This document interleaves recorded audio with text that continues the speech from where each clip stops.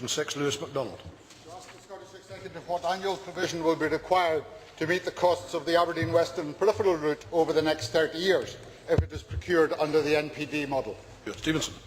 Subject to confirmation of the final layout of the road following a decision on the public local inquiry process, we will review the cost estimate and establish estimated annual payments to be made over a fixed period, which is yet to be decided.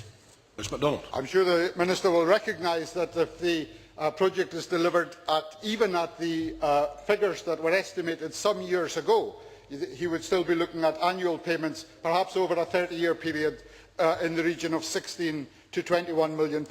Does he recall John Swinney's address to the David Hume Institute in April of this year, when he criticised previous administrations for making, and I quote, vast 30-year financial commitments of growing scale and growing impact in the full knowledge that the growth years of public spending were coming to an end? Does he recall that Mr Swinney described that kind of 30-year payment scheme as the summit of financial irresponsibility, in contrast with the statements made recently by both Transport Scotland and his colleague Brian Adam in relation to the Aberdeen Western Peripheral route being procured over a 30-year period? Does the Minister support Mr Swinney's view, or Mr Adams, in the light of his plans for the AWPR, and does he have any evidence of private sector partners willing to provide the money up front to make the NPD model work?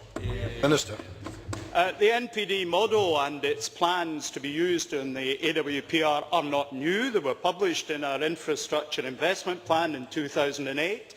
And when I answered for Nico Stephen on the 10th of June, question S3O-8706 I confirmed that there had been no change in that. The NPD model, of course, is entirely different from the PFI model in that it caps the commitments that we have to make.